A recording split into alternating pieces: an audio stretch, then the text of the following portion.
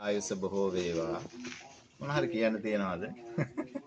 ඇත්තම කියනවා නම් මගේ මේ ධනිස් කැක්කුම කොන්දේ කැක්කුම වැඩි වෙලා අවුරුදු 15ක විතර කාලෙකින් ඉඳන් ටිකෙන් ටික තිබුණා.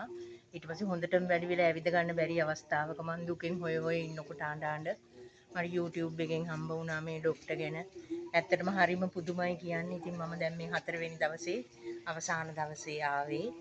මේ සම්පූර්ණම සුව වුණා කියලා තමයි කියන්න තියෙන්නේ. ඉතින් මේ වගේ වෛද්‍යවරයෙක් මිහි පිටට දෙවියන් වහන්සේ දීලා තියෙන නිසා මම අනේක වාරයක් ස්තුතියි කියනවා.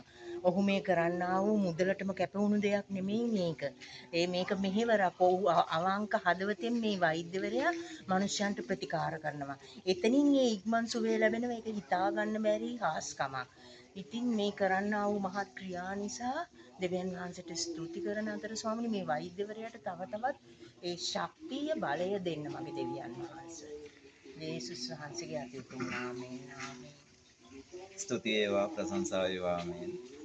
ඉතින් බෞද්ධයෙක් විදියට මම ජේසුස් වහන්සේලාත් බොහොම ගරු කරන උන්වහන්සේට නිතර ස්තුති ප්‍රශංසා කරන පුජ්‍යලයෙක් විදියට ජේසුස් වහන්සේගේ දරුවෝ නොසෑහෙන සෑයක ප්‍රමාණයක් කියන බැරි තරම් රටවල් වල ඉඳලා එන අයත් සෑහෙන සූපත් කළා. ඉතින් ඇත්තටම මහන්සිය තියෙන අර යුද්ධයට ගියාට පස්සේ සූරසෙන්පතියෙක් සතුරන්ව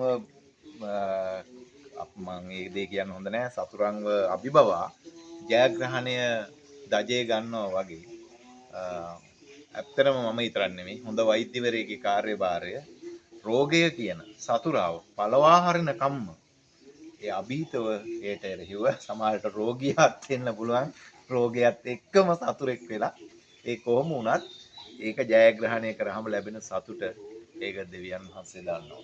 ඉතින් ඒ නිසා තමයි මා කෙරෙහි විශ්වාසයකින් ජේසුස් වහන්සේගේ දරුවෝ සෑහෙන ප්‍රමාණයක් මට ඒවලා තියෙන්නේ. ඉතින් මට උන්වහන්සේට කරන ගෞරවයක් විදියට උන්වහන්සේට කරන ආදරණීය ඒ කියන්නේ අපි කියන්නේ ප්‍රේමය කියලා උන්වහන්සේට දක්වන ඒ කරුණාව ප්‍රේමය උන්වහන්සේගේ කරුණාවට අපිට සමාන කරන්න බෑ. ඒ තරම් උන්වහන්සේ ලෝකයට ඒ තරම් කරුණාව බෙදපු කෙනෙක්. ඉවසපු කෙනෙක්. ඉතින් මට කියන්න තියෙන්නේ ඉදිරියටත් මම ජාති ආගම් කුල මල ගෝත්‍ර උස්මිති පහත් හැමදාම කියනවා වගේ අපි එකට ඉමු. කියන්නේ අපි මැරෙනවනේ. ලියාගත්තට කොටු කෑල්ලක් මැරෙනවා. යකඩ කෑල්ලක් ගත්තට හුලන් ටිකක් උඩ ගියාට මැරෙනවා. ඒක කල්පනා කරොත් අහිංසක පොඩි දරුවෙකුට හරි පාරේ බහැලා යන්න පුළුවන් වෙන විදියට රටක් ඉතුරු වෙයි. ඒ රටවල් ගොඩක් හැදුනහම ලස්සන ලෝකයක් බිහි වෙයි. ඒක උදා වෙන්නේ කියලා මම ලෝකයටම සාමය හැම වෙලාවෙම මිනිසාට මිනිසා ප්‍රේම කළ යුතුයි. මිනිසා සතාට ප්‍රේම කළ යුතුයි. මිනිසා සෝබාදහමට ප්‍රේම කළ යුතුයි. මොකද එතකොට තමයි සෝබාදහම තමයි යටතේ තමයි සතුන් ඒ අය ඉන්නේ. එයාට තේරෙන්නේ නැහැනේ අපිට වගේ කතා කරන්න. අපිට තමයි ඒක පුළුවන්. අපි තමයි ප්‍රේමය වපුරන්න ඕන, වගා කරන්න. ඉතින් මම කියන්නේ ඒකයි. නිසා සතාට බෑ ඒක කරන්න. සතා කරනවා. නමුත් අපි කරන්නේ නැහැ.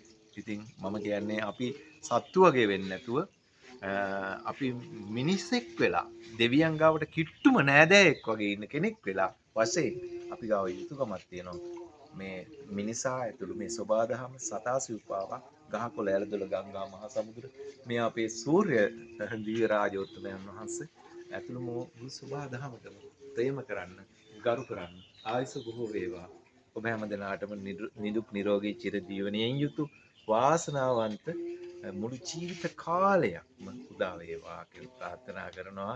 ඉතින් ඒ වගේම එතුමියගේ ආදරණීය දුවටත් ඒ වගේම මිනිපිරියටත් ස්තුති වේවා ප්‍රශංසා වේවා කියලා ප්‍රාර්ථනා කරනවා.